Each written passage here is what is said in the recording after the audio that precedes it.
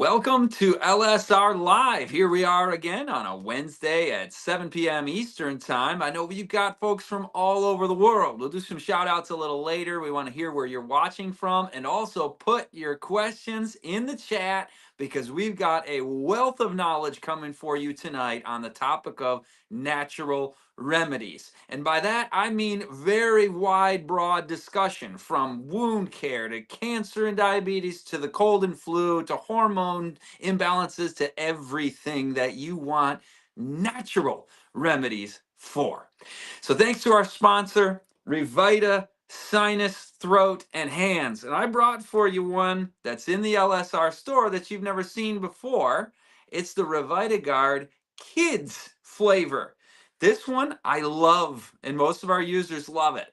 This is the Revita Guard Ultra with the super sweet and pepperminty flavor with the stevia and the iodine in there. This is very good for the throat for when you're getting assaulted with all kinds of things during this cold and flu season. But for the kids, sometimes they're like, ooh, that's too minty, mom. So get the Revita Guard Kids. Get the hand sanitizer there at the LSR store as well. Several scents of that. Scott, don't say flavors. It's a scent because you don't put the hand sanitizer in your mouth. But when you spray that, it's not the alcohol-based kind. Check out the sinus one for protecting the sinuses as well from everything that's thrown at us this cold and flu season. LSR Store, thank you for being our sponsor. We're going to bring up shortly our guest tonight, who is Walt Cross, who's got a wealth of experience and knowledge for decades in helping people with helping people with their ailments, with their problems, the natural way. We want to see natural remedies, and we're also just going to see what is the difference between conventional allopathic medicine versus the approach that I know this audience has come to know and love through Barbara O'Neill and other teachers that teach on the natural approach. So I want to invite everybody to be a part of this, and our guest Walt Cross as our natural remedies extraordinaire tonight. And Walt, can I just start you off with that big picture question of a philosophical approach to human physiology and disease treatment and prevention, allopathic versus natural? What's your take on that, and what drew you to this as your profession? Well, my background was in allopathic healthcare in administration for 20 years. And the allopathic model, many times we're looking at addressing signs and symptoms.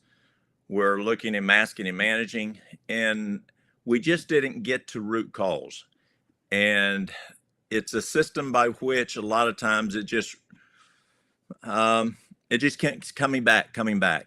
But I found through lifestyle health, we can look at the root cause and we can nip it in the bud many times. Yes, there's times we're not able to, but a lot of times we're able to correct that problem, and then you don't have that disease anymore, like diabetes. You know what? Take us right there to diabetes. We had a guest on a couple weeks ago, and we're all just having our collective minds blown that this disease is totally a paper tiger, totally reversible. We're talking about mainly type 2 diabetes here. So, what do you do to help people with type 2 diabetes, and how have you seen that be effective in people you've been working with? Well, I know when I worked in regular healthcare, we only uh, we treated it through pharmaceuticals. And I remember when I left corporate and I told corporate I was going to an area that we could reverse type 2 diabetes. And they looked at me and they said, Walt, you are crazy. You're going to ruin your reputation in healthcare. And then I said, you can even improve type 1 diabetes. And they looked at me straight in the eye and they said, Walt, you are stupid. It cannot happen. Well, yes, it can't happen at that time back in regular healthcare because we weren't getting to the root cause. But if you want to find like type 2 is easier to reverse than toenail fungus. It really is. And so you've got to look at what's the cause. And there's three major causes I find with type 2. One is, well, let me back up. You've got trillions of cells, and around your cells, you have insulin receptors. And the insulin receptors, what happens is when the cell needs glucose, insulin receptor opens by insulin and allows the glucose into the cell, and everybody's happy. But what happens is when this insulin receptor quits working, and if you have type 2 diabetes, you have insulin resistance. And so that receptor is resistant to the insulin. It just doesn't work right. And then you have to take medicine that can try to assist that insulin receptor. So what happens is when we find the cause and you fix the cause, diabetes can go away. What are three major causes? One is ideal body weight. If you're outside of ideal body weight, the receptor can at times not work. Number two is if there's too much fat in the blood. Number three is if there's too much inflammation. So what do? One, we shrink the cell and we get to ideal body weight. Number two, we look at the fat in the blood, and it can be fat from oil. Now, I live in the South. We fry everything: maters, taters, ice cream, pickles, cheese. And just the other day, I found out you can fry Coca-Cola and Mountain Dew. Crazy, Scott. Isn't that crazy? So we fry everything. If we don't fry it, we pour oil in something. My grandma used to cook green beans, and she would put more than a cup of vegetable oil, and it was okay because it was vegetable oil, she thought, and more than a cup into the green beans, and it looked like an oil slick on top. And it tasted tremendous to my little southern tongue, but it's not healthy. The other thing that has fat in it that we consume in our diet is dairy, and the other one is meat. And Duke University found if you stop using fat in your diet, like oil, stop using dairy, stop using meat, this is cool. The insulin receptor, the body cleans that insulin receptor out, which is clogged up. Number three is inflammation. Now, inflammation can be number one thing Harvard says is processed foods. It can be sleep deprivation. It can be stress. A number of things can cause inflammation.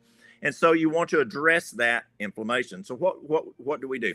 So I use a program by Dr. Walter Kempner, and it's the rice diet that Kempner did. So in the morning, we'll do 3 fruits and a cup of brown rice. For noon, we do a nice big salad. But again, remember, you can't have oil. And so no fats there. So when there's no oil, no dressing, no meat, no cheese. But we squeeze some lemon juice or maybe some low salt salsa. And then a brown rice. And that's for breakfast, and that's the noon meal. But nothing for supper. See, that's the way you reverse type 2 diabetes, is you don't do supper. You want to fast, breakfast, which is breakfast to supper. You want to break fast from the noon meal to breakfast. That's how you do it. I remember when I went to the clinic 24 years ago, and I went in and I knew we had good outcome indicators, but I went to the doctors. I said, listen, you're not doing a morning snack. You're not doing an afternoon snack. You're not doing supper. You're not doing an HS snack. We've got to do it. And they said, why? They decided to play with me. And I said, because it's a standard of practice. Okay. How many diabetics did you reverse where you came from? I walked out of the room because we never did. We never saw a care plan that said reversing diabetes. It was diabetic management through pharmaceuticals. And so I went to my office and I called this little lady down in Sill, Alabama, called Dr. Agatha Thrash. And I said, Dr. Agatha, I know the outcomes are here, but they're not serving snacks. They're not serving supper to diabetics. Is this a problem? You know what she did, Scott? She started laughing. She said, Walt, that is how you reverse diabetes. And so I felt comfortable then because I had a lot of respect for Dr. Agatha. And it's true. And so number 2 is you got to have exercise. And Kempner found we need to walk 4 times a day. Loma Linda found a 20-minute power walk lowers the blood sugar more than 1 shot of insulin. Isn't that cool? A 20-minute power walk lowers the blood sugar more than 1 shot of insulin. Kempner at Duke found if we exercise 4 times a day, it's much more effective. Drink adequate water, go to bed by 9 o'clock. Diabetes is reversed. It's amazing. And so how long do you stay on the program? Until you're at ideal body weight.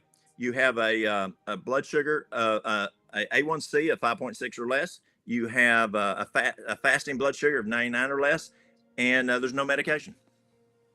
That's amazing. By the way, when you're doing those walks for blood sugar control, it's especially helpful to do that after a meal, right? And hopefully Absolutely. The meal is the kind of meal you're talking about, whole plant foods. I brought up the map of obesity rates in various states, and those states you were mentioning, that are eating a lot of that refined fat, and it's going to put on the pounds. So I love your program. It's basically the exact same thing our listeners were hearing 2 weeks ago, from Louis Burtis. And so it's just what works. We're just reading off the same script called reality. Let's shift to just cold and flu. What do you do for folks who are just encountering, pick something up in the airport and got sick? I mean, do you rush out and buy some of that, sugar fructose drink, that vitamin C stuff, the marketed at Walgreens? What's the Walt Cross program for? I said program. I hope you noticed that, for fending off, and then if you do get cold and flu, knocking it out. Well, Scott, I think the key is not after you've been at the airport. I think it's before you were at the airport. Did you get your sleep ahead of time? I can remember when I worked in regular healthcare, I traveled a lot and I taught a lot there in regular healthcare. And I can remember I'd get up and I'd stop at a gas station. I'd get my Dr. Pepper, I'd get my Snickers bar. And that right there will wipe out your immune system. Only one white cell out of 14 white cells is working for 4 hours. And then I'd get to the place we're having the meetings, and they'd have Danishes and whatever. And then I'd walk up to old George, and George had just rubbed his nose, and he'd put his hand out and shake my hand, and then I'd pick that Danish up and eat off of it. Boom. My immune system was blown because I drank my Dr. Pepper. I'd eat my Snickers bar. I didn't get my sleep last night. I'm stressed out. And now I just ate some Danishes. I think pre is so important. Those basic 8 laws of health that y'all talk all the time about, that nutrition, the exercise, the water, the sunshine, temperance, making the right decisions, fresh air, diaphragmatic breathing. Scott, people breathe like chihuahuas. They need to breathe diaphragmatic breathing, and they need to have where the stomach goes in and out like a little baby. Yes, fresh air is important. Both of those. Get your sleep and trust in God, which I believe is the most important part of that combination. But I think that being proactive prevents you from even having to worry about it, but then just making the right decisions. Don't place yourself in a situation that is more vulnerable. If someone's over there coughing and snorting, whatever, just don't go walk by them. Hand washing is important. I think that's important. If you're going to proactively go into a situation, you can beef yourself up with vitamin C, with oil of oregano, with I like Alimed, which is tremendous. It's really strong garlic. You can proactively go into it. Echinacea, golden seal, all those guys proactively, colloidal silver, so that your body's built up because you're going to go on that airplane situation or whatever. But if you do start to catch something, then we need to be, we can learn a lot about dogs and cows and whatever in nature. And if you have a sick dog, does that dog go eat? No, it sits there and it doesn't eat that much. And so, no, we don't need to eat a lot. If we're feeling sick, cut back on the food consumption. Make sure you got plenty of water, get your rest. And yes, you can still also do things like, your golden seal and your echinacea and your chlorine, all those items to build the immune system. Excellent. Excellent. By the way, you named something there that on these platforms I always avoid saying, because one of the platforms said this very substance is, a subject of misinformation and medical policy and this and that. It's the main thing in these, and I never say what it is. It sounded like colloid, something like that. And you spilled the beans on it. So now I can tell folks that's actually what's in. Everybody who went to the LSR store knows what's in the Revitiguard throat spray and what's in our hand sanitizer. It's one of the most powerful substances we have at our disposal. And I love your approach here. Don't wait till you get sick. When I go I'm going to the airport literally tomorrow. I'm flying. I'm going to do a seminar. I do seminars on media. So I'm going to a church. I'm going to do a day-long seminar. I am coming armed with all that stuff. I'm going to be taking the oregano oil ahead of time. The elderberry. You didn't mention elderberry. You give that one thumbs up? That's a great one. Good, great. Good. Wow, we even got fireworks out of the elderberry there. Fantastic. That was an effect I didn't expect. Scott, did you know that researchers in Sydney, Australia found that elderberry prevents virus pathogens from sticking to the wall in the lungs? Awesome. How about pine oil, pine essential oil in a diffuser in your hotel room? Is that something you recommend too? Is there healing properties in the fir and the pine? Absolutely. Let me tell you a quick story. I was Okay. teaching a class, maybe 24 years ago, and a little old lady raises her hand. And I said, yes, ma'am. And listen to the old folks. They got a lot of information. And I said, yes, ma'am. She says, let me tell you how to use the pine sap, the pine oil, whatever. She says, when I was a little girl in 1918, during the influenza, my daddy was a nurse, and we went from house to house in California. And daddy would take care of the folks with the influenza, the Spanish flu. And that got my attention. Serious stuff here now. And these two children would go into the house with the father, who's a nurse, house after house after house, day after day, and they didn't get sick. And she said, when we got home at night, Daddy'd take a pine knot, he'd hold it over a fire, and pine sap would drop out into the cup of water, and Daddy would drink out it, and we drink out it. All three of us would drink that glass of water. And I said, well, how much water, how many drops? She says, I don't know. I was a little kid, but it worked. That's amazing. And I can tell you, you want it in the lungs too. So you put it in a pot, you put some of that essential oil in a pot. You got to be careful. You waft it. It can sting. You can get too much, but don't take the pine essential oil in internally, right? But but you can use rosemary. That's not as harsh, and that's got the pinene in it, right? So we've used that in our product development. But I love everything you said, and I've done it. And I'll be drinking my water. I'm not drinking the sugar drinks. I'm sleeping enough. Even when I travel, I try to get my itinerary so I can get a good night of sleep. And listen, brother, I've done over 400 seminar events where I'm traveling and speaking over the last 10 years.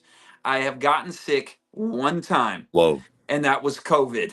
And it was Delta. I had a real good case of that. But then earlier this year, I got myself sick.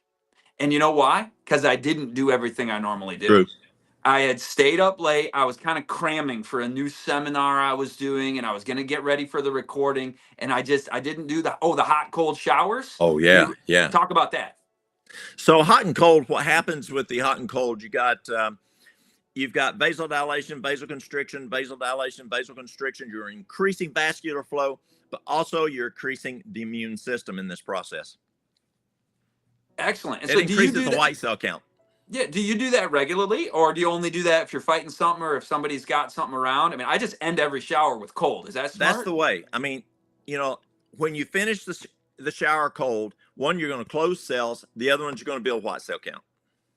Excellent. And by the way, if listeners are like, are you joking? There is no way I'm turning my shower to all cold and ending that and being freezing. It works the opposite way, my friends. You will be warm. Just try it. I know you got to take my word for it. Just try it once. You won't die. Turn it to all the way cold. After you've gotten yourself nice and warm in a shower, turn it to all cold for 30 seconds and then turn the shower off. Don't go back to hot. Get out of the shower, towel yourself off, and you'll notice you are warmer than you normally are after a shower. Trust me, try it. Can you give me an affirmation on that, Walt? Well, it does several things. One, it wakes you up. It also lets the family know you're finished with the shower because you're hollering. But absolutely, it does. It works. It's true. You're dancing around in there. All right. Let's change over to some heart disease topics. Talk about cholesterol. I'll ask you about some others, but cholesterol. What can you do to give yourself a good reading on that the natural way? My cholesterol was 288. I was still working in regular healthcare. The guys at work said, "Walt, you got to go on a statin." And folks in healthcare, a lot of those guys, if they pay attention, they know the problems. And so I did not want to go on a statin. They told me I was genetically predisposed. My daddy had problems. My granddaddy had problems. And I decided to, kind of like if you have hypertension, you go on a no added salt diet. I decided I go on a no added cholesterol diet. Well, my cholesterol went from 288 to 104. And what it proved to me was it was not genetic predisposition. I was Southern predisposed. And so I was eating what Southern folks ate because that's what my Southern daddy ate. And that's what my Southern granddaddy and all their kinfolk ate. And so what do you do for cholesterol? I think the best thing to do for cholesterol is just don't eat cholesterol. And I found several things that do cause cholesterol to increase. And that is eating cholesterol and what has cholesterol in it. And that's anything with a mother. So if it has dairy, if it has meat, it's got cholesterol in it. I don't care what kind of meat it is, it has cholesterol in it. And the most is brains. brains has the most, shrimp has a lot, but any kind, fish, chicken, it all has cholesterol. But also, we know that Dr. William Davis, a cardiologist, found that the American wheat, which has 42 chromosomes, instead of the European wheat has 14 chromosomes, through superhybridization, our wheat actually raises the LDL. The American wheat raises the LDL.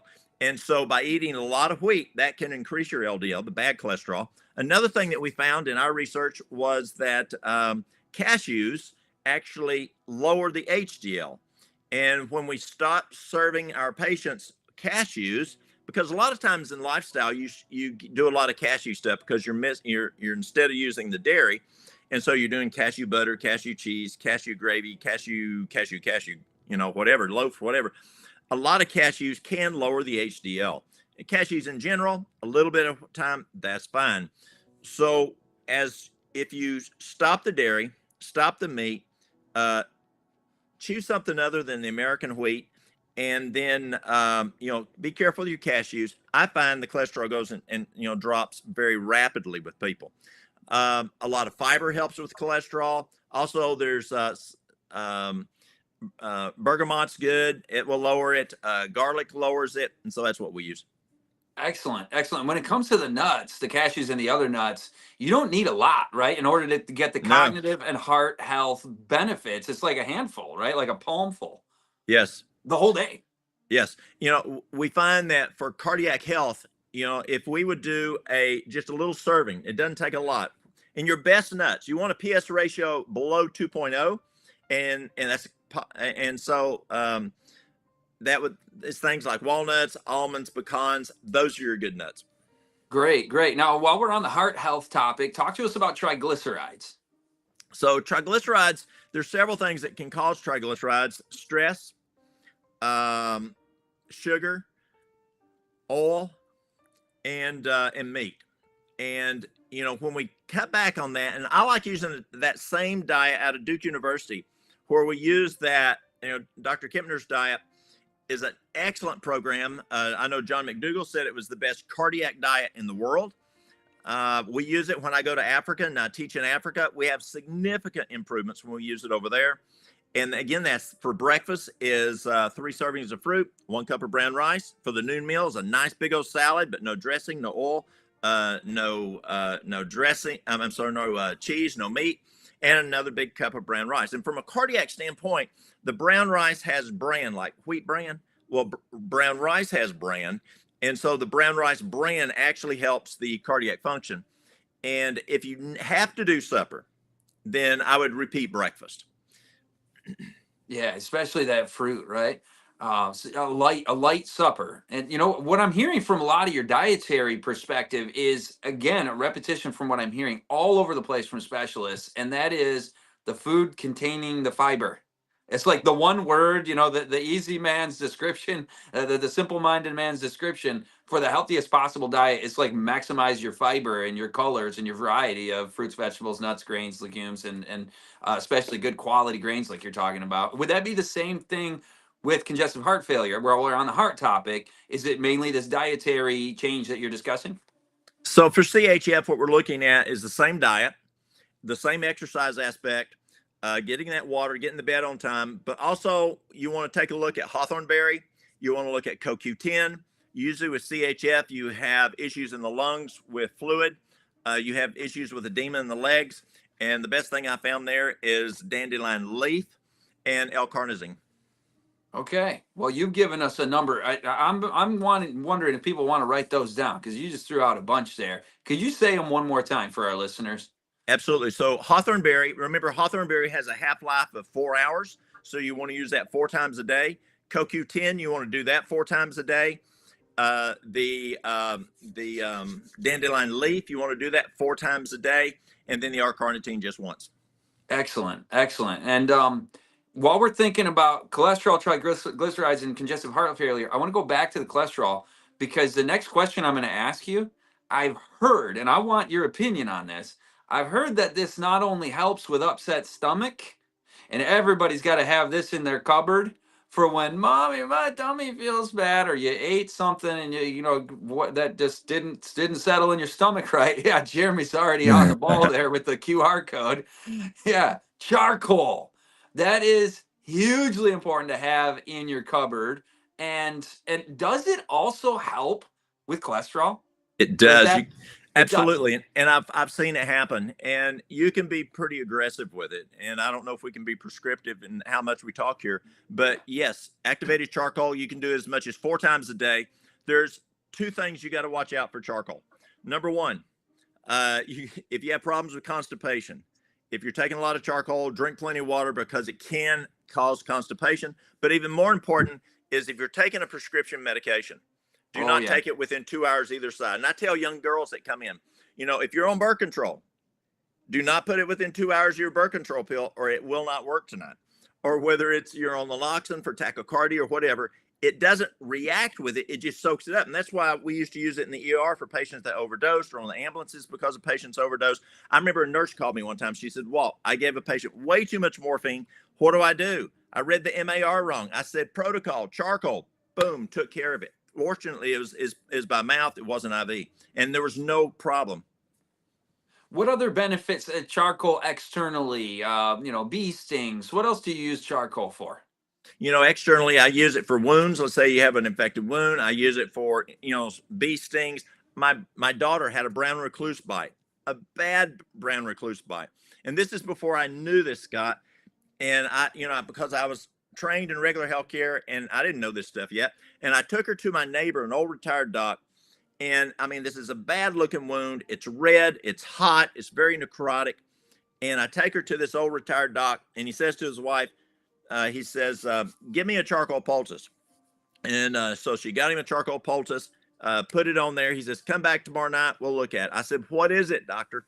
And he says, don't worry about it. Just come back tomorrow night, because he knew if I knew, I'd take her straight to the ER to get it addressed, and they cut it out back then.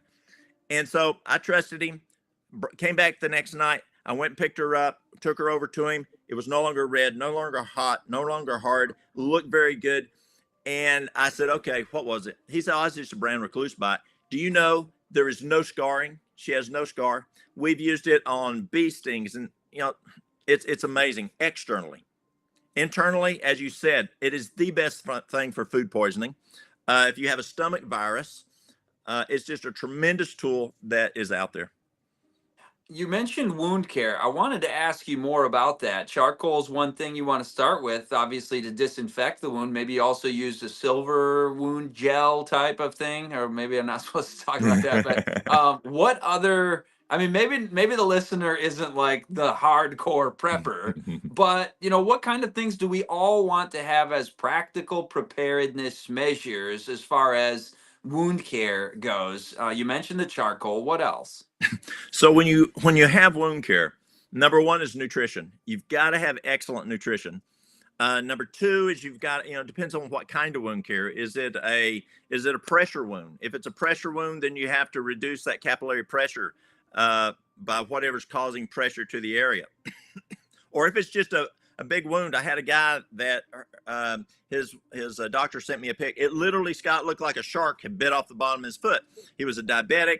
He had osteomyelitis, and he had neuropathy, and half his foot was gone, literally gone, and they were going to amputate it. And the first thing is I juiced him. I literally love juicing folks in order to get super saturation. It's like Hyperal or TPN, where you're going that nutrition is going straight into the blood. It's in the blood within 15 to 20 minutes, quality nutrition. And then because he had osteomyelitis, that's infection of the bone, I gave him Alimed. And then for his foot, we did hydrotherapy. And people say, oh, Walt, you can't do hot and cold. That's true. You can't do hot and cold, but you can do warm and cool. Don't do over 100. Don't do over 70-degree water. So you have 2 buckets of water. You put the foot in warm water for 3 minutes for that 100-degree water. Then we went into the cool water, the 70-degree water, for 1 minute, back and forth 7 times. Then we went and sprayed Alimed on there. Alimed, it takes 24 cloves of garlic to make one drop of this stuff. It's amazing, super, super powerful. And because of the osteomyelitis, any infection, then I make a salve, a wound salve. And in the wound salve, I'll put, this sounds familiar, Christmas time coming. It's got frankincense, myrrh, golden seal. Golden seal is great for infections. You can put pine sap, as we talked about the pine. You can put bee propolis and aloe vera. I love aloe vera for wound care. And then again, because he had an infected wound, I put a charcoal poultice on it, and we did that twice a day. And in 30 days, Scott, that foot had totally filled out, and we were ready for a skin graft. And the osteomyelitis was gone. And his diabetes, we had his diabetes controlled because we were addressing that nutrition aspect. That's amazing. I'm sure folks are going to want to archive this and, timestamp that right there, because you may find yourself in a situation where you're like, what do I do? Or take notes, put it on, in your medicine cabinet with the notes of what to do. And, oh, you know what? Jeremy put up the wild yam cream. That reminds me of a question I had coming up. It's the next question. Women with hormone imbalances, infertility, bleeding issues. I mean, we can take those one at a time, but just, start with the hormones. How do you help women with challenges in their hormone disruptions? Women, when I first came back to East Tennessee 24 years ago, probably the top two things I dealt with was stress and women's hormones. And we see a lot of female hormone issues here, and a lot can be because of stress. But I think, again, nutrition is so important for female hormones, male hormones too, but female hormones, you've got to have good nutrition. And what's the best nutrition? It's what you always talk about. It's that whole food, plant-based diet with variety. That is the best nutrition I find for females. And if I want to really supercharge it, I'll use juicing, and it's amazing. But we use wild yam cream, and wild yam cream stabilizes progesterone. And when you stabilize progesterone, you stabilize estrogen and you stabilize testosterone. And it works super, super well. And I've been using wild yam cream now for 24 years. The other is, many times stress blows the adrenals. When the adrenals are blown, we have issues with hormones. And so I use something called nettle. Nettle is the most nutritious herb in North America.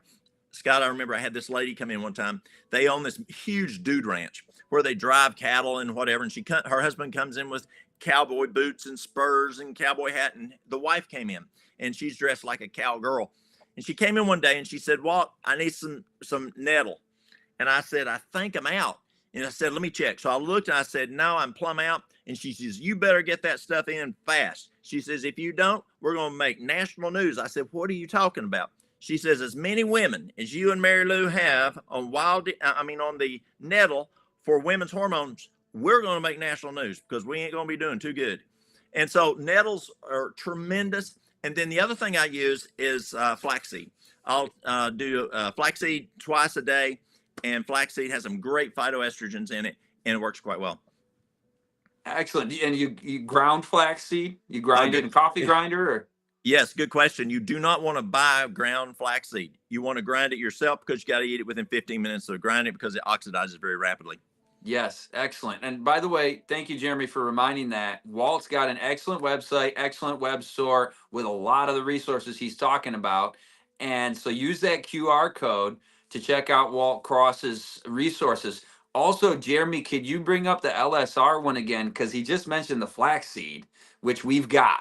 I want folks to always have flaxseed. That is such a critical ingredient to your diet. It's one of the most important. This has got the omega-3 fatty acids, right, and it's useful for women's hormone balancing. That's amazing. And before we get, I want to continue on the women thing, but you mentioned 2 times juicing for nutrition, for women's health, and also even for the man who had the wound. Tell us what else juicing is good for. I mean, nutrition, but what specifically is it helping with? And then also tell us your preferred recipe, your juicing formula that gives people the best nutrition punch.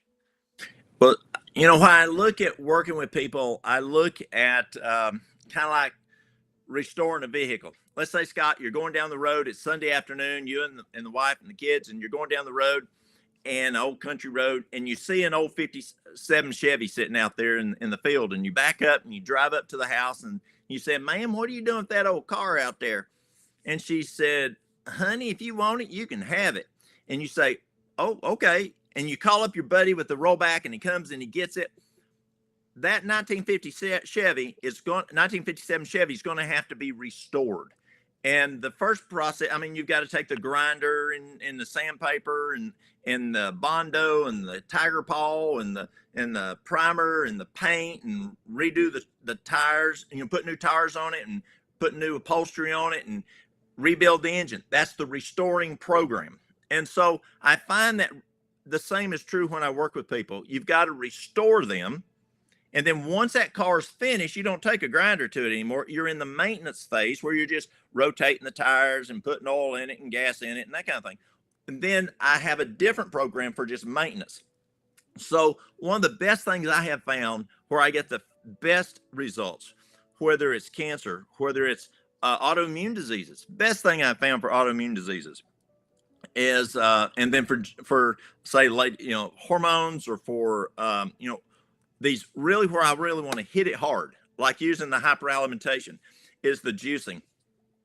And I don't have a favorite juice, because when I'm eating the maintenance program, I don't just eat the same plate of food all the time. Mary Lou fixes me a variety of food. And so your juices need to be a variety of juices. Now, this is another key of juicing. You don't want to drink the juice. And that sounds... Chew it. You chew it. You're exactly right. You got to chew it, because just as you chew your food, it loads it with saliva, amylase, protease, and lipase. And so you have three separate parts of digestion. If you drink the juice, you miss a third of your digestion. And so when it sits there, you don't want it just sitting there. It needs to be loaded with the saliva. To load it with saliva, you got to chew it. And chew it for, say, 10 chews, just like if I'm drinking this water here.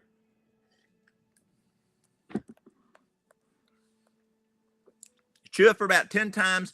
It's loading that food, liquid food, with amylase, protease, lipase. So when it goes and sits in that first part of the stomach, it starts breaking down. Now, you don't chew the water, though. You're just doing that as an example, right? That is correct. Okay, just making sure. We're like, oh boy, do I have to incorporate a new health practice and chew my water? But yeah, I actually chew the juice. We do that, and we go more with the vegetable than the fruit. And yes. I like putting a little lemon in it. Yeah, ginger. Oh man, that's so good. Because then if you're putting greens in it, the lemon helps to cut that flavor and just really make it nice, and the ginger as well, very tasty. Yeah. Well, so, Scott, be careful though. Okay. I had this lady call me one time, and she says, "Why are you trying to kill me and my husband?" I said, "Pardon me?" She says, "Why are you trying to kill me and my husband?" And I said, "What are you talking about?" She said, "You told us to juice, and we're juiced, and we're peeing and pooping blood." And I said, "Ma'am, did you put any beets in that juice?"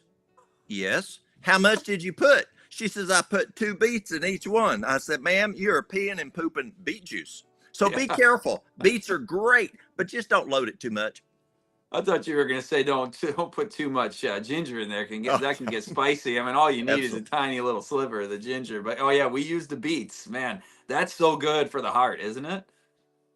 It is. Next, let's get back to the women's. You know what? Yeah. Infertility that is a big growing issue. Yes. My wife struggled with this years ago. God blessed us with children 13 years ago. But before that, there were some women's issues with hormone imbalance and stuff.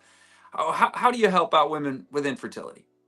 I think a lot of times women infertility can be, psychological. They're stressed, but also I believe it can be nutritional. And I find when the ladies will juice, and yes, you can use the wild yam and the nettle and that kind of thing. But the biggest key I find is just getting the lady calmed down, getting her to exercise, getting her to go to bed on time, and juicing. Juicing is phenomenal. Now, Scott, you and I believe 110%, the biggest part of this is trusting God. And as we work with folks, it is not just do the juice, do whatever. The component that makes the juice work, because juice don't do it. It is God. God has to, he blesses that. We got to do our part, and then he blesses that. And I think it's also important as we're working with people with whatever health issue of saying, it's God's body. It's not ours. Christ bought it. And God, how do you want us to address this? And I think praying ahead of time and say, okay, God, what do you want me to do? Walt said this, God said this, whatever. It's your body. What do you want me to do? And I think that's very big. But yes, we find juicing a very big component in fertility. I love your perspective, Walt, spiritually on that.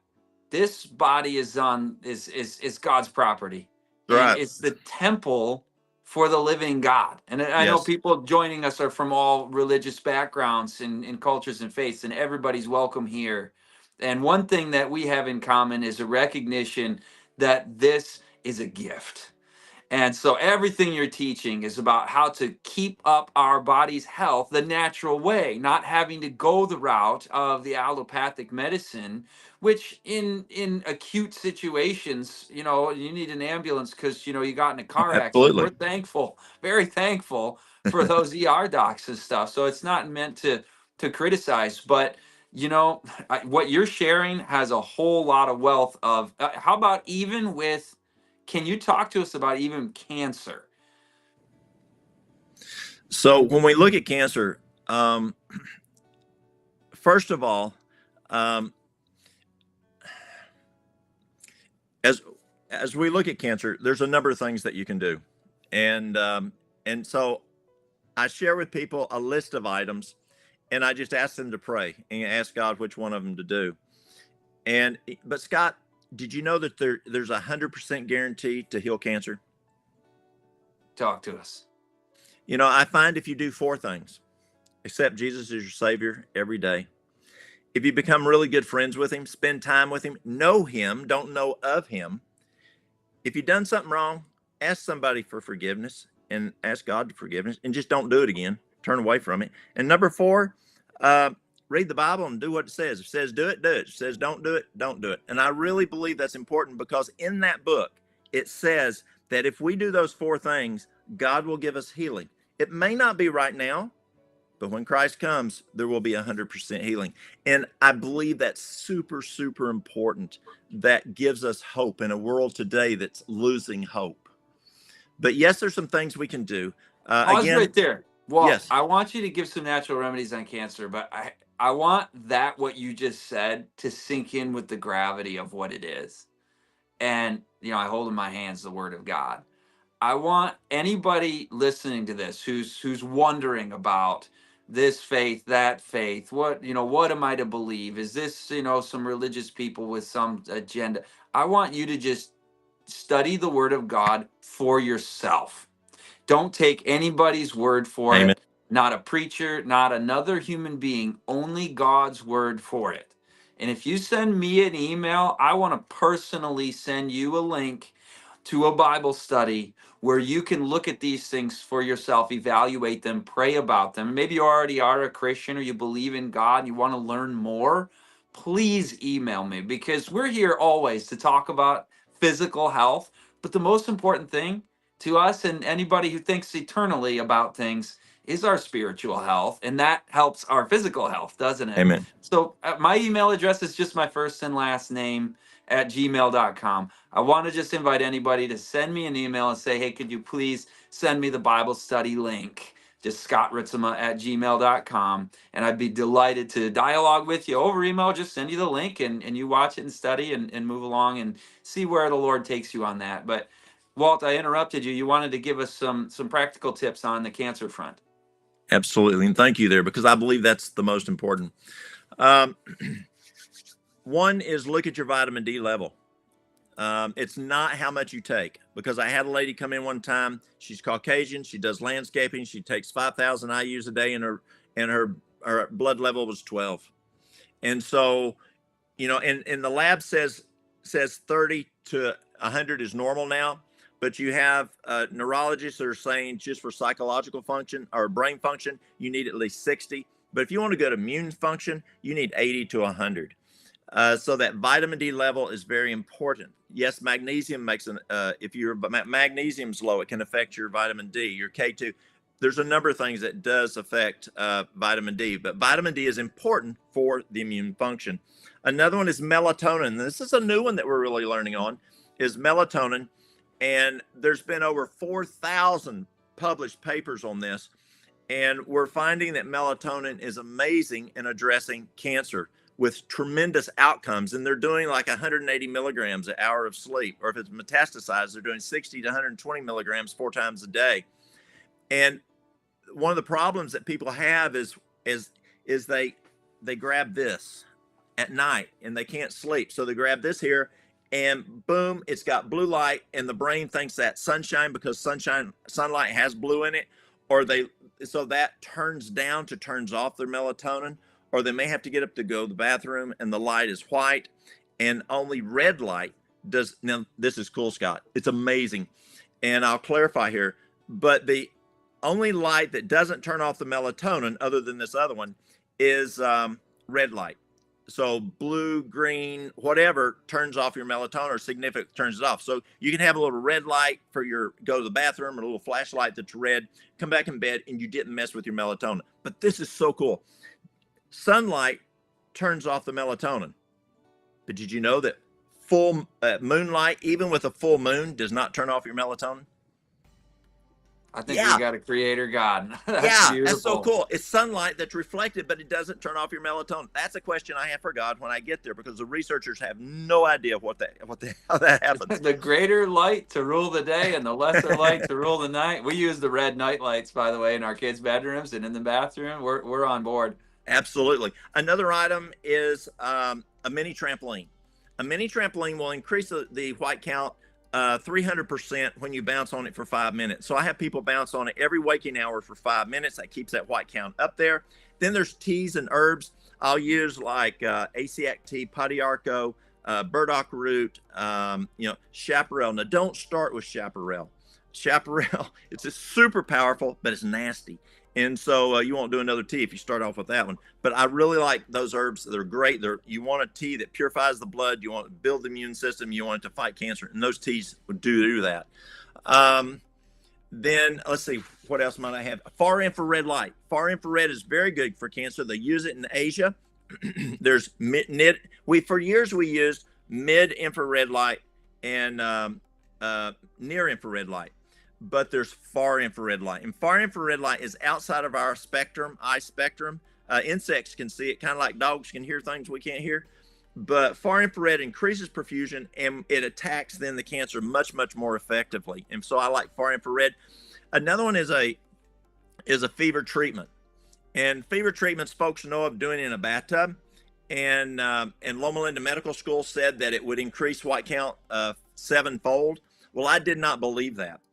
And so I had my nurses draw labs for a good bit of time on patients that we did the fever treatments on. And what happened is, sure enough, at 5 hours, it peaked at 7-fold. And so you do that fever treatment, then put them into bed for 2 hours afterward to rest. But you can also do a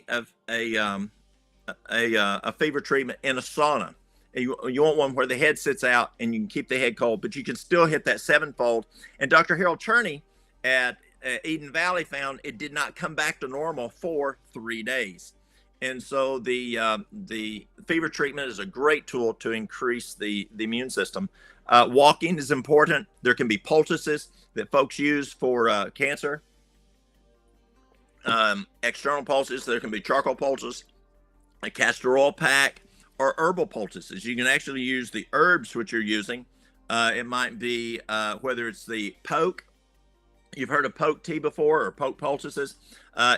Be careful on poke tea. Know what you're doing. You got to do that right. But you can use all those different kinds of poultices on that affected area, and that can be beneficial. Now I'm going to share one that you're going to think is plumb crazy, Scott.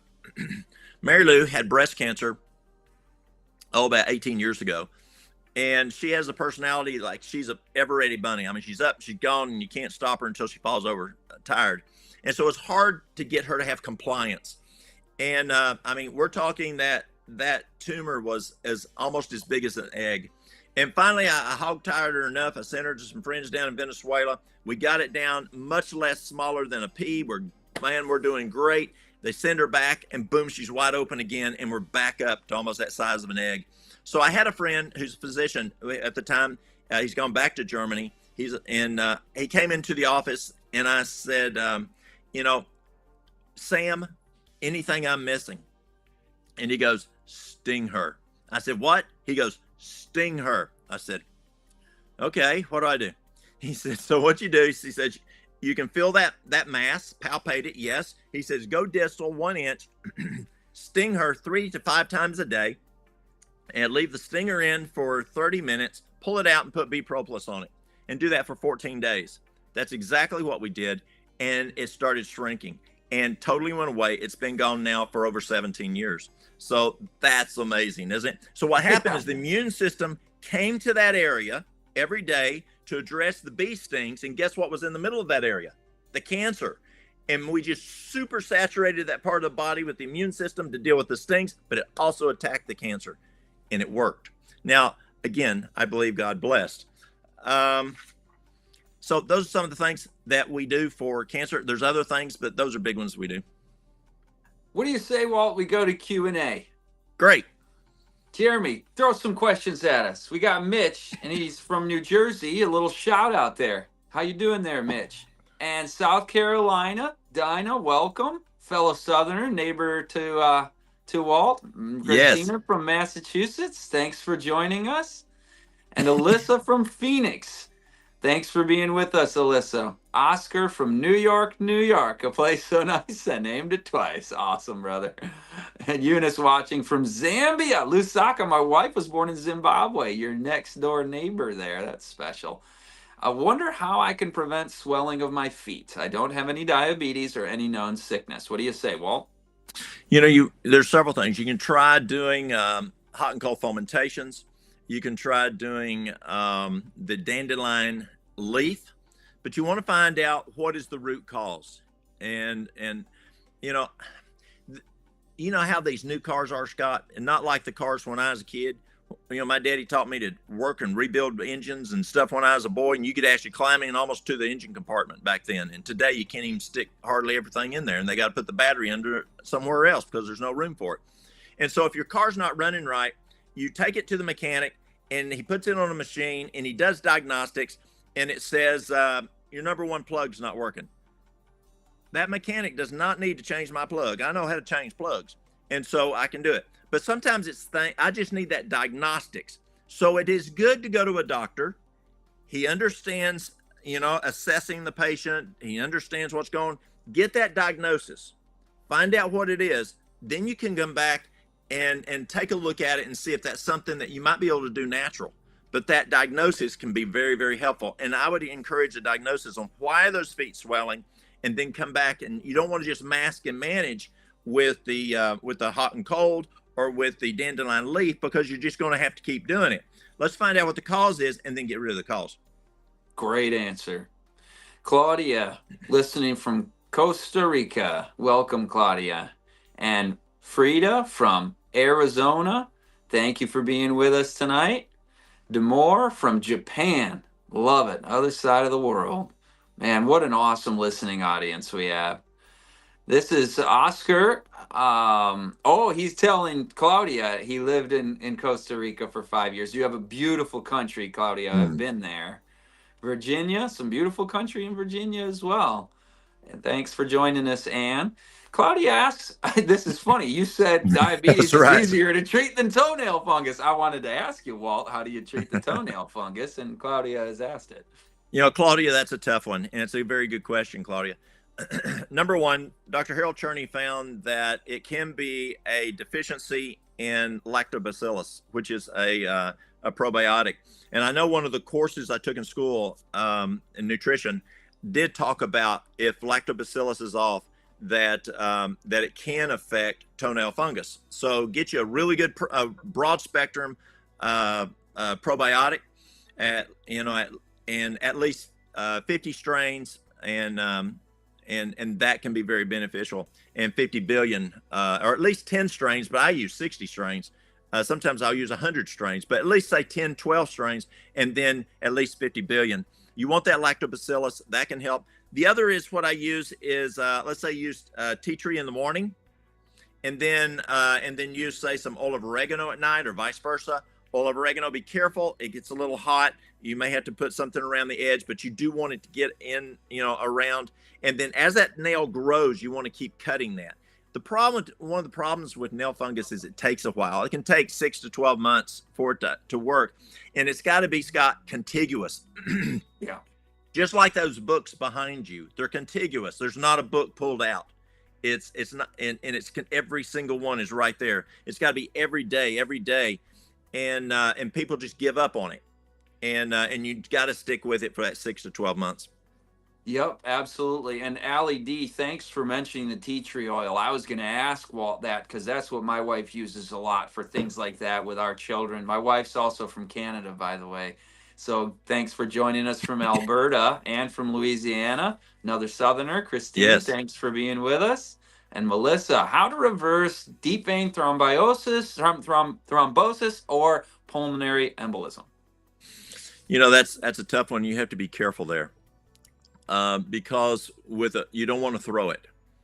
And so water's very important. Water is your best blood thinner. But you've got to be very careful with those, because you don't want to throw it and then have a pulmonary embolism. You don't want to have a stroke. You don't want to have a heart attack. And so your diet is very important. You want to have a diet that, when I took nutrition classes from Cornell, Dr. T. Colin Campbell taught us the best way to address something like that is a diet that is whole food, plant-based, with variety, and not just plant-based. Because did you know that Fruit Loops are plant-based? Or even, did you know that Oreos are plant-based? French fries. Yeah, it's got to be whole food, plant-based, but again, very important. And Harvard talks about this a lot. It's got to be whole food. And Dr. Campbell and also Dr. Esselstyn at Cleveland Clinic found that whole food, plant-based diet is very good to help slowly start to address this issue.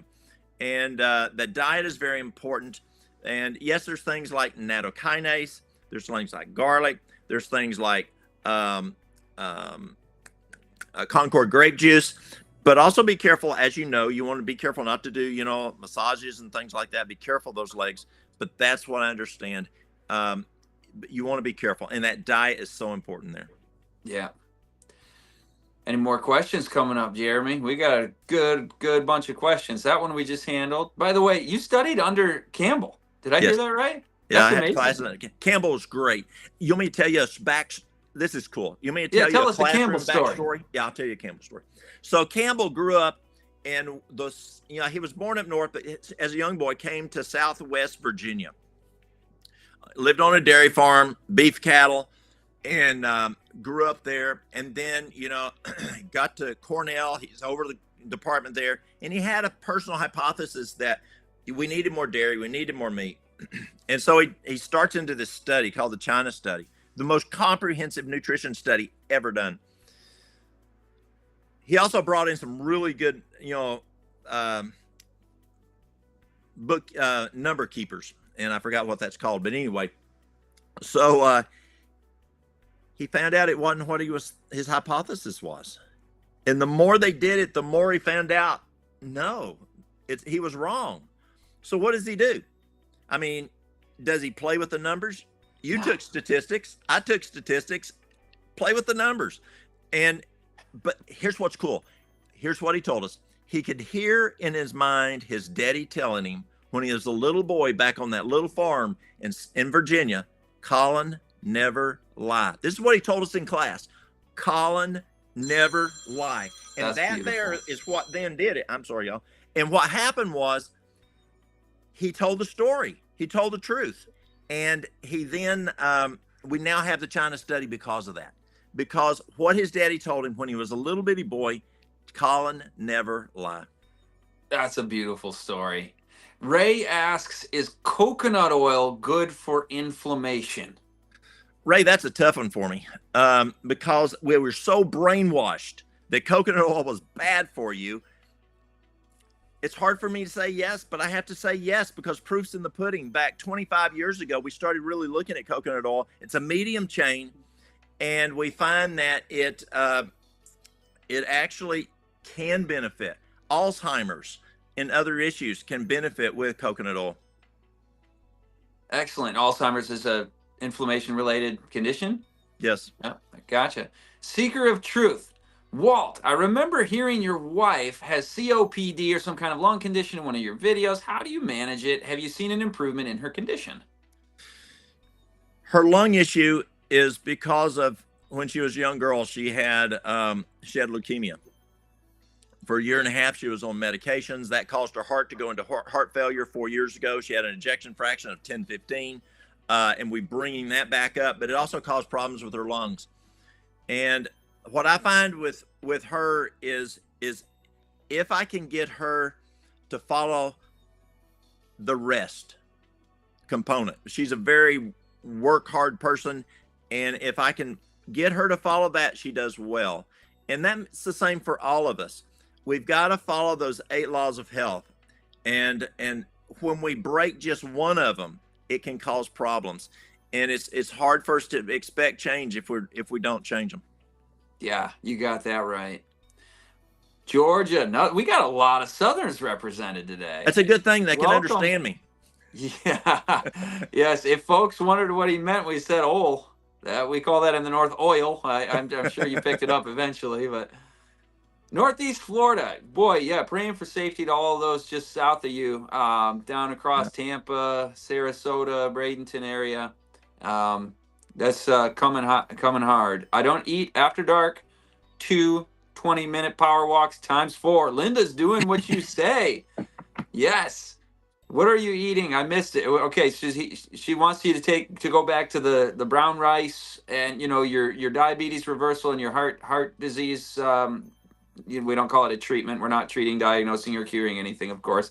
There's the obligatory disclaimer. But could you go over that for Linda again? Absolutely, Linda. We also find that very good for renal failure, also for losing weight. It's a tremendous program that Dr. Kempner, he was a MD, also a PhD, and I think it was biochemistry, a tremendous physician. And what it is for breakfast is 3 servings of fruit. A serving is each apple, orange, pear.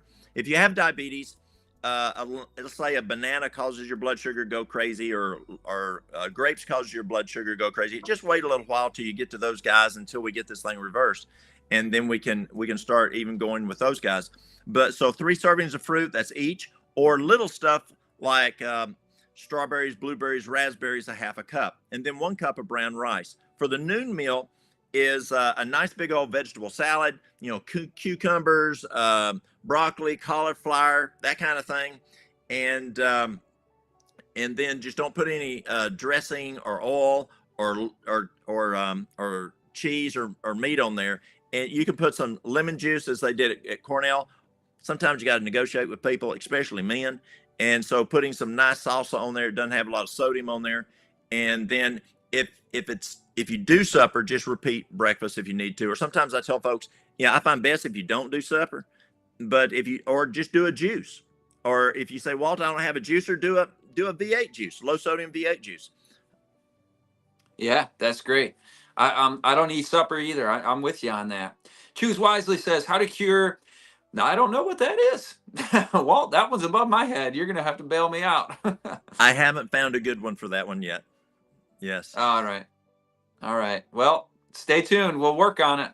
Please, please, please. I've been researching for days about I think we just answered that one. We did that one. Yeah, good. Thanks. Linda, Jesus healed the sick to perfect health in every cell. Amen. That's a beautiful Bible truth. Cold water, deep breathing. What do you have to say about that? Cold water, deep breathing. I'm not familiar with that. Well, those maybe are 2 separate things. People are doing these ice baths, getting into 40-degree water or whatever, and then also deep breathing as a separate exercise. 4-7-9 breathing or whatever. You can talk about those too. Okay, so cold water. If you finish your showers with cold water, and it's not good to drink cold water. That's kind of a little difficult on your stomach. Your stomach has to stop digestion if you're doing it with meals, or even at non-meal times. It's a little hard on the stomach to take cold water. It takes a lot of energy to warm it up. Room temperature water's a whole lot better. And deep breathing, absolutely. You want that. If you ever, let's say you played a trumpet. I played a trumpet years ago. If you want to hit that good high C, you've got to have diaphragmatic breathing. Or if you're a soprano and you want to hit that real good high note, you've got to have that good diaphragmatic breathing. And I remember we had a voice teacher. He would lay you down on the floor. He'd stick a book on your stomach and say, go back to the room and learn how to breathe where that book goes up and down. Yep, that's it. And you get the proper amount of oxygen that way. So Absolutely. you're not deprived of oxygen to the brain and to every cell. And also you're getting rid of the waste. So one, you're getting more oxygen in, the other is you're getting rid of the waste more effectively. When you talk about waste, I think a lot of people miss out on the fact that what comes out of your lungs is waste. And so if we're breathing our own waste, that's not healthy, is it? No, I mean, there are contexts where you need to do that, I guess. But what helps with migraines? Migraines can be a number of issues. You want to find root cause. One of the treatments I found that works. Let me tell you a story. Can I tell you a story? Please. So we were doing a class for kids from elementary school up to 12th grade down in Collegedale, Tennessee at McDonald Road Church. And so it started on Sunday, Monday, Tuesday, Wednesday. Thursday morning, this lady comes in, and we're teaching these kids hydrotherapy, herbs, and different things. This lady comes in. She says, I need to tell you something about what happened yesterday. And I thought she was upset. She's my little kindergartner. I took her home, and she said I identified that I was having a terrible migraine. And she takes me into the kitchen, sets me down in the chair. She goes and gets two buckets, one of hot water, one with ice water, 2 washcloths, and she sits down and she prays that God will bless this treatment. She then sets my feet down in the hot water. She takes these 2 washcloths, puts one on my forehead, one on my back, and she keeps changing that out. And she says, my migraine went away. And it works. It works tremendously. Now, not that you can carry a chair around with you all the time. And so you want to try to figure out what the cause is. And the cause of migraines can be a variety of things. It can be because you have constipation. It can be because you're dehydrated. It can be because you need a neck alignment. I know someone that they get migraines a lot. And when they do, they go to the chiropractor. It gets migraines gone for weeks. It can be because your glasses. It could be that you need a new prescription for your glasses. It can be sinus issue. It's a lot of different things. Again, you want to get to that root cause to try to figure out what it is. And sometimes a physician can help you out more. Maybe an integrated physician can do that. Not someone just says, let me give you a pill. But you want to find out what your root cause is. You can't haul a chair around with you all the time. Yes, there's things like butterbur. Butterbur's great for migraines. You can put some peppermint up here. That can help with migraines. Lavender, but especially peppermint and lavender can help with it. Don't let it drip in your eyes. That's essential oil. But you want to find that root cause. I solved migraines 20 years ago by just getting off of processed foods, caffeine, sugar, just anything refined, processed, and caffeinated beverages and sugar, and they disappeared, and I never had them for literally 20 years to this year. It's 2004, and my wife and I went and got ourselves healthy. She's new to all this and is thankful for the work that we're doing. So thanks. Welcome to Living Springs. We're glad to have you. Tony says, best herb supplement for HBP. So again, I don't want to mask and manage. If you're wanting the best herbs, you're looking at high blood pressure. I take that's what he's talking about is hawthornberry. But you want to get to root cause. What's the cause? Number one cause of high blood pressure is stress. Stress raises cortisol, lowers potassium. Number two is dehydration. Dehydration affects blood pressure in many ways. The blood is thicker, it's stickier, brain doesn't work as well, you're more prone to stress. Your conductivity goes up, so electricity in the body. You don't urinate as much. There's a number of reasons that dehydration can cause it. Ideal body weight can cause high blood pressure.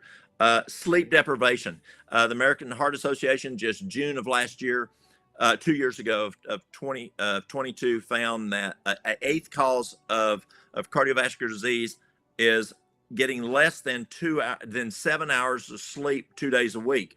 and they found that can cause hypertension. Just 2 days a week, less than 7 hours of sleep, now can be a major cause of hypertension. Kidney function. And kidneys are the switches that regulate blood pressure. And so if you have renal issues, and that's another reason dehydration is, it affects the renal function. It can be too much sodium. And I don't find as much issues with like Celtic salt and Himalayan salt as I do the little girl with the umbrella. She's the one that will kill you. Then, do you have clogged arteries, atherosclerosis? If you want to get a pressure on your hose more, put a smaller end on the end. That's going to drive up the pressure. If you have hardening of the arteries, arteriosclerosis, and the vessels don't go like this, they get stiff, then your internal pressure is going to be higher when that heart beats. And so that's going to drive up your blood pressure. The other is just cardiac issues. Excellent. Very comprehensive answer. What about charcoal for parasites? I've never used charcoal for parasites, and it may work. I like black walnut and wormwood. It works extremely well. And again, it may work. I'm just unaware of it. Great. Got any tips for detoxing heavy metals, aluminum in particular? I don't know aluminum in particular, but I know that for heavy metals, the best thing I found is cilantro and chlorella. You can also do let's say you get a hot shower. Then you get in a sauna for 18 minutes, and then you get in a hot shower and in with cold. Then get back into the sauna for 12 minutes, get back into a hot shower, in with cold, get back into the sauna for 8 minutes, get back into the shower, and then in with cold. And that vasodilation, vasoconstriction, you can actually get rid and sweat out issues with some toxicities there. And we've seen heavy metals also reduce in that process. Excellent. Where do we buy all the pine sap? At the Alimed, the garlic. I don't know. Jeremy, put any of those up if those are in the LSR store. Do you carry those ones, Walt, I do. in your store? Okay, there you go. So Jeremy, put up Walt's store again, and or the QR code for his website. And I've got to get that Alimed. I didn't know about that one. That was It's phenomenal. Let me tell you, well, maybe I can't hear. We have folks that come in with MRSA. It blows the doors off of any of the medication that we ever used. We send it to physicians from Australia to Africa. My son had Lyme disease, my youngest son, and it was for years he dealt with it. And finally, I found research on Alimed dealing with Lyme's. He's now been 13 and a half years, no Lyme disease. Awesome. But it's phenomenal. The Allison is antibacterial, antiviral, antifungal, antiparasitic, and antimicrobial. And so it's an OTC, over the counter, that you don't have to have a prescription for, that knocks bacterial viruses. Just is phenomenal. Walt, what do you suggest for somebody with neck pain, with titanium rods in the neck? What can you mention to help? That's a tough one. That one there, you've got an anatomical issue here that is not fixable. But I have good news. You want some good news? We can get that fixed down the road. But we don't have to live. You don't have to deal with that forever. But there's a product I use. There's several things: wild lettuce, Jamaican dogwood, California poppy. Those three herbs are phenomenal. And I add skullcap to that. It's a great nervine to add to that. And I make a tea out of it and drink 1 cup every waking 2 hours. And it works quite well. You take a quart of water, bring it to a boil, turn it off, make it an infusion, put a cup of the wild lettuce or one of the others, or a combination, to make a cup of the herb, and make an infusion, let it sit there for at least 30 minutes overnight. And then you just drink 1 cup every waking 2 hours. If it works well, go to 3, just to least dosing. There's something called Curcumin, which is a tremendous tool you may have in your store by Terry Naturally. And it's very, very effective on pain. If it's more of a inflammation aspect, they have Cure Med, and Cure Med, you'd have to take like 500 capsules of turmeric to make it equal. Wow. And what you just described helps pain across the board, right? Not just the neck pain of our friend Absolutely. Pam. Okay, good, good. Absolutely. My dad had So had multiple back surgeries. He was on a morphine pump, and I got him on the Curman, and it worked better than any of the meds. excellent. That's a curcumin product, right? It is curcumin. Um, Choco wonders how they can get in touch with you. Okay, go back to. Do I need to say it here? Or? You can shout out your contact info or Yeah, your website or whatever. How can people get in touch with you? I'd imagine this isn't the only person that's going to want to follow up with you. you can go to themustardseed.us, themustardseed.us. You can give us a call, 423-623-4091, and be patient. It's been kind of crazy lately. We're still in this issue of flooding. I'm the fire chief in the area that got hit really hard in our county. And so I'm kind of been pulled back and forth and working with that during the day. So I'm not always here, but you can give us a call or you can contact us on our website. Well, I want to thank you on behalf of humanity for serving in that capacity, in addition to helping people with their health, because there are so many needs right now and emergencies happening, and people with good hearts, with a godly impulse coming through to serve and help. I respect that and appreciate that, and to all our first responders, those who do it for a living, and those people who are giving their vacation time to go with their church and help out. Just love you guys, and in fact, somebody from my team from my Belt of Truth Ministries, which is what I also do in addition to hosting LSR Live, was literally just down there tromping through the mud, and it's a labor of love for sure. So yep, I think we covered that one, Jeremy. If you want to bring up any more questions. And oh yeah, kiwi fruit every yeah, that's great. That's great. We love fruit. We at LSR love our fruit, don't we? Mari says amen, probably to those comments just about those who are serving in service projects, and our prayers are with all those facing these difficult things. I've been following Barbara O'Neill and would love to know what juicing I could have in the morning for diabetes. I'm trying to determine to get off the tablets. You know what I'd recommend to Fiona is the Barbara O'Neill health detox course. It's the LSR detox course. It's a 7-day detox course featuring Barbara O'Neill and other speakers, and they will walk you through some good, the juicing, the detox, all the things, including the disclaimer I'm going to ask Walt to make right now. Somebody with diabetes, do you give them a unique, I want to say formula, a recipe for their juicing, daily regular juicing? Are you looking not too much fruit on that one? Go with a vegetable. Absolutely. We'll go with the vegetables. If they're diabetic, if we put any fruit in it, it'd be a Granny Smith apple. Good. We grow those. They're good. Randy loves this. We're so glad to have you and all of you guys who are sharing, and I like that we can dialogue. You do Q&A. Jeremy, are we getting close to wrapping up, or do you have any more questions? Blessings to everyone from Exponential Potential. I like that optimistic name. Connecticut, welcome, Tina. Awesome. And Las Vegas, welcome, Karen. Glad to have you here as well. Cleveland, Ohio, our friend Melissa from earlier. Welcome again. And Casey, Norman, North Carolina. I hope that's not Western North Carolina. Man, those people are suffering. They are. Tasmania, Australia. Bridget, welcome from the opposite side of the globe. Can castor oil be used to treat bladder ulcers? Any concerns there from Nathan? Absolutely, it can. And if you're looking at looking at ulcers, cayenne pepper can be used for causing the cauterization there. Also, I like slippery elm. I like marshmallow root. Those are great tools. Aloe vera. Those are great tools to also use. Excellent, excellent. And gut issues too. Slippery Oh, elm and absolutely. yeah, Yes. yep.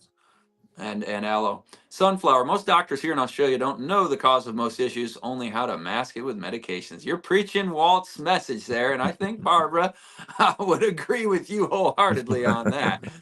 Oh, all right. Who's next? Jeremy? Frankie says just diagnosed with colorectal cancer. Frankie, our hearts are with you, and you're gonna make it through this. Walt, what do you say? Absolutely. And Let's go again, back to the previous one just for a second, if you wouldn't mind, Jeremy. I want to talk with this person with Walt for a moment. you know, when you look at this, many times people will they they spend all, let's say, Frankie, and I don't know how old you are, but let's say that you're 75 years old.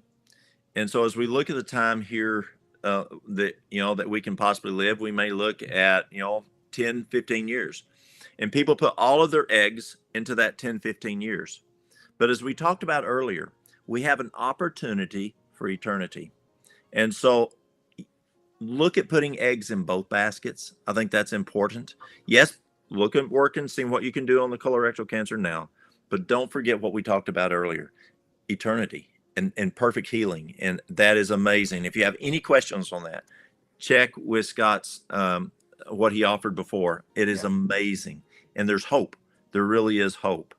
From the standpoint of what you can do now, we talked about, I like juicing a lot. And things to address colorectal cancer, as we just talked just a moment ago, the marshmallow root, the slippery elm, the licorice root, the aloe vera, all are great. You can also do some things rectally because that way the hydrochloric acid isn't breaking down. There's a very, very wise man, Dr. Kellogg, and he found that out, that many times the stomach acids will break things down, and he would use things like you can use the aloe vera as an enema, or some of the herbal teas as an enema. And we've done enemas for years. We used to. We don't see it as much now because it's kind of a messy thing. But those items I mentioned, the juicing, the exercise, things to build your immune system, and I think that's very important. The other is your mind.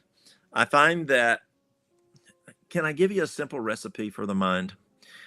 Take a piece of paper, and on that piece of paper, because stress is huge, and Frankie, you need to look at stress right now, and write all your stressors down on a piece of paper, and then get another piece of paper and draw a T. On the top left, put controllables. On the right, put non-controllables, things that you can't control.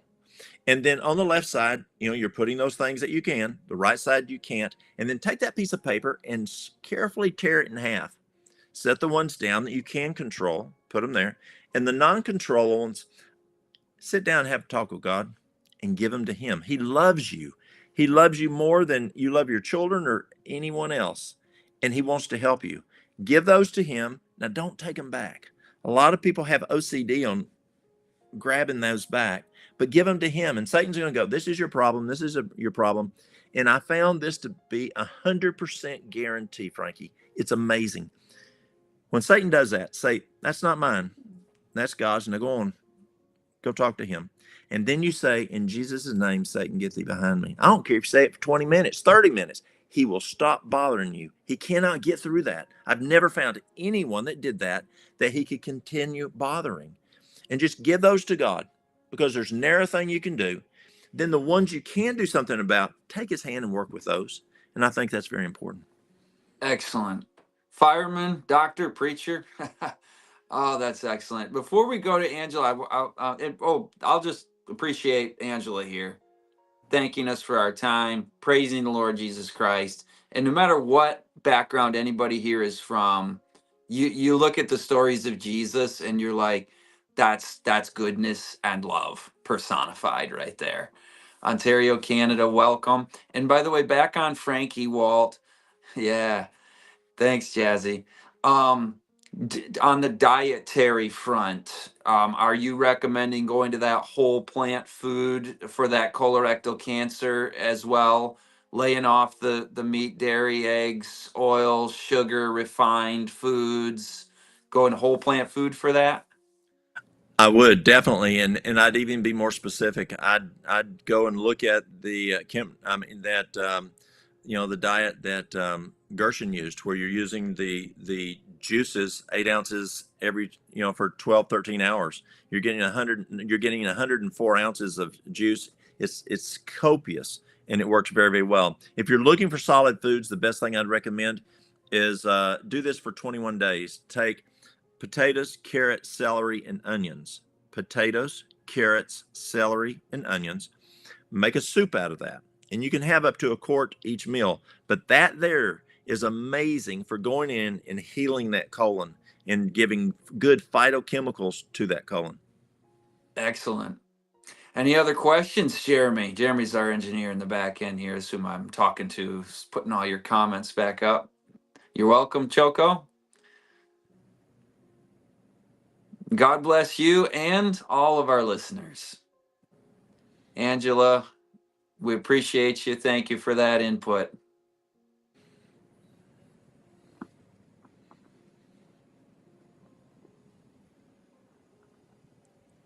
Switzerland is the same. Okay. The same as something else we were talking about earlier. Were you talking about the South? That part? I don't know.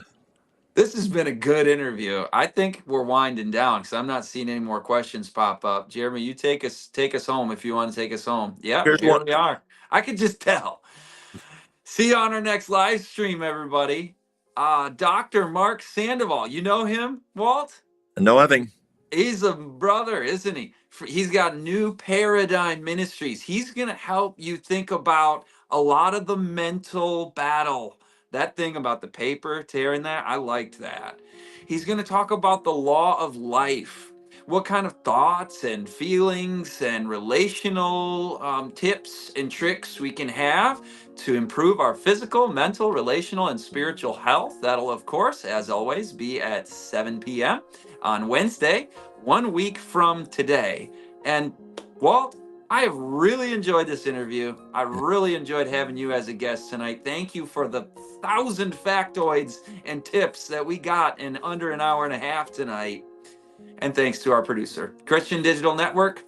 From likes to lives changed. Please scan that QR code. Subscribe to CDN on YouTube. And we'll see you all next time. I'm your host, Scott Ritsema with Living Springs Retreat. We'll see you next Wednesday. God bless you all.